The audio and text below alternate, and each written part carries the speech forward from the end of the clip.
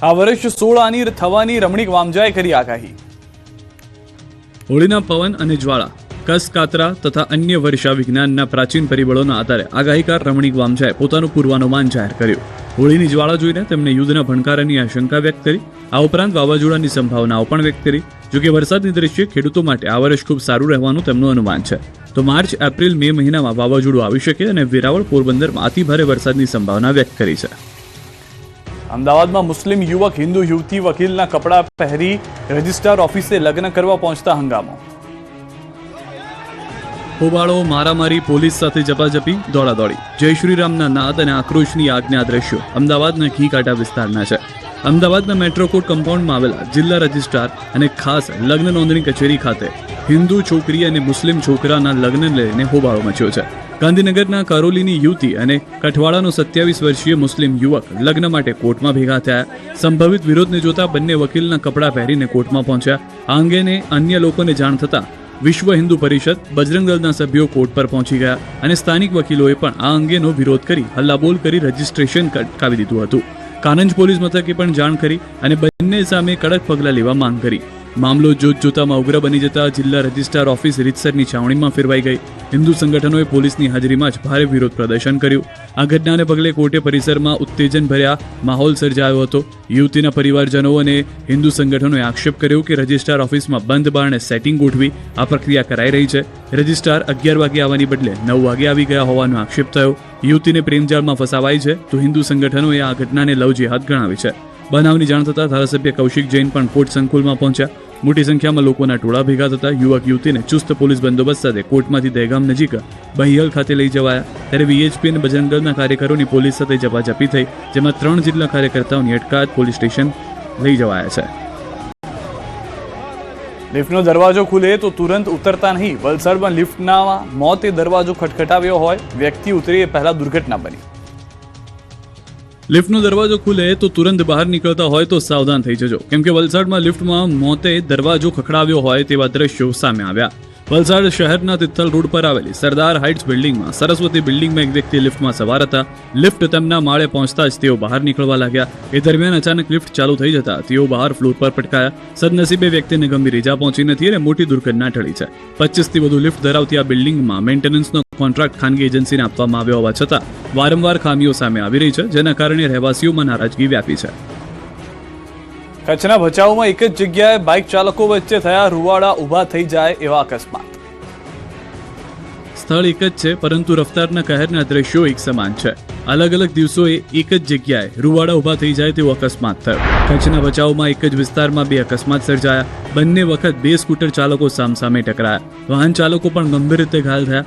અકસ્માતના સીસીટીવી પણ સામે આવ્યા। રામવાડી વિસ્તારમાં એક જ સ્થળે ડાબી બાજુથી પૂરપાટ વાહન ચાલકો આવી રહ્યા છે, ત્યારે ઊભા રોડ પરથી મારંમાર વાહન ચાલક આવે છે અને ધડાકાભેર ટક્કર થાય છે। રોડ પર ધડામ દઈને વાહન ચાલકો નીચે પડે છે, ત્યારે વારંવાર અકસ્માત સર્જાતા સ્થાનિકોમાં ભારે રોષ ફેલાયો છે। અકસ્માત જીવલેણ બને તે પહેલા સ્પીડ બ્રેકર નાખવા લોકોએ માંગ કરી। વડોદરામાં ફૂલ સ્પીડમાં બાઇકરે અન્ય બાઇકને ઉડાવ્યું। બાઇક રોડ પર ઢસડાતા તણખા ઝર્યા।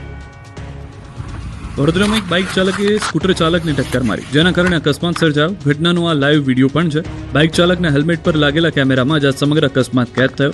બાઇક પર સવાર યુવાન એક અવાવરી જગ્યાએ જઈને બાઇક શરૂ કરે છે અને ધીમી સ્પીડે કાચો રસ્તો કાપે છે। બાઇક જેવી મુખ્ય માર્ગ પર આવે છે તેની સ્પીડ વધવા માંડે છે। બાઇક ચાલકને તો સ્પીડ બ્રેકર જુએ કે ના તો રોડ ઉપરનો ખાડો। આમ રાત્રિનો સમય હોવાથી માર્ગ પર વાહનોની અવરજવર ઓછી હતી, એટલે બાઇક ચાલકે બેફામ ચલાવવાની શરૂઆત કરી।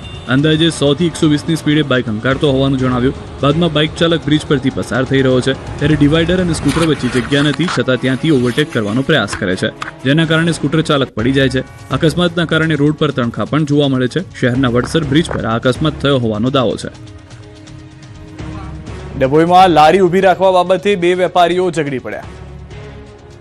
તરબૂચની લારીવાળા અને દુકાનદાર વચ્ચે જોરદાર ધમાલ થઈ ગઈ। પહેલા ઉગ્ર બોલાચાલી થઈ, પછી તો લારીવાળાએ લાકડીના ફટકા માર્યા। તરબૂચ કાપવાની છરી જેવું કંઈક હથિયાર ઉઠાવ્યું અને દુકાનવાળા પર ઉગામ્યું। ઊભી બજારમાં બંને વચ્ચે છૂટા હાથે મારામારી થઈ અને મચી ગઈ નાસભાગ। ઘટના વડોદરાના ડભોઈની છે, જે દુકાનની બહાર કલાકો સુધી લારી ઊભી રાખવાની બાબતમાં બંને વચ્ચે રકઝક થઈ। જોકે બાદમાં આસપાસના અન્ય વેપારીઓ વચ્ચે પડ્યા અને મામલો થાળે પડ્યો।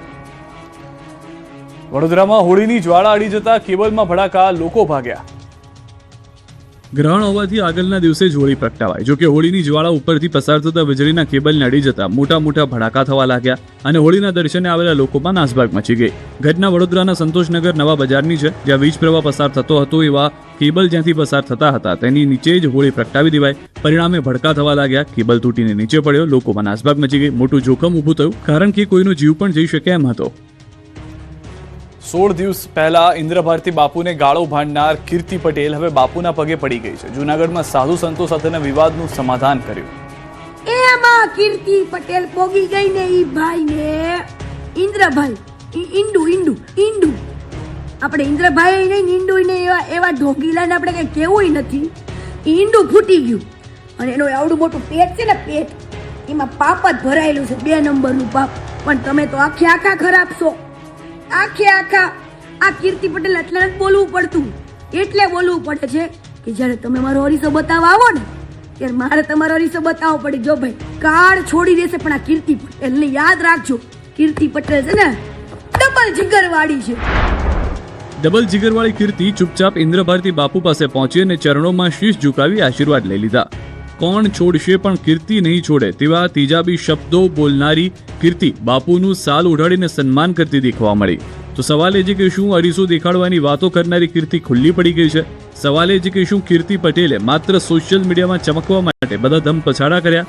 કારણ કે રુદ્રેશ્વર જાગીર આશ્રમના મહંત શ્રી પંચ દશનામ જૂના અખાડા કાશીના રાષ્ટ્રીય ઉપાધ્યક્ષ ઇન્દ્રભારતી બાપુ પર છાંટા ઉડાડવામાં કીર્તિએ કંઈ જ બાકી નથી રાખ્યું.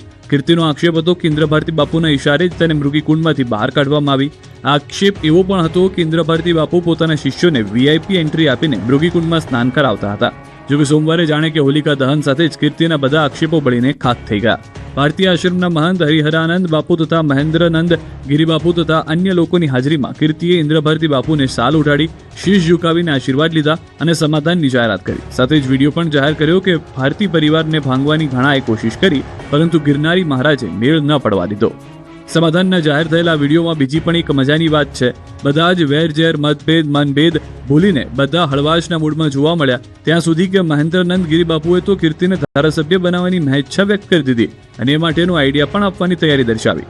આ મહાશિવરાત્રિની મધ્યરાત્રિથી શરૂ થયેલો આ વિવાદ હવે 16 દિવસે શાંત થયો છે. ઇન્દ્રભારતી બાપુને ખુલ્લા પાડવાની વાતો કરનારી કીર્તિ બાપુ સામે આવીને નતમસ્તક થઈ ગઈ. એવામાં સવાલ એ છે કે શું ખરેખર કીર્તિના દાવાઓમાં કોઈ દમ હતો કે માત્ર સોશિયલ મીડિયામાં ચમકવા માટેનો સ્ટન્ટ? જો સ્ટન્ટ હોય તો સવાલ એ પણ છે કે આ રીતે સનાતન ધર્મના કોઈ સંતને બદનામ કરવા માટે આ પ્રકારની હરકતો કેટલી યોગ્ય?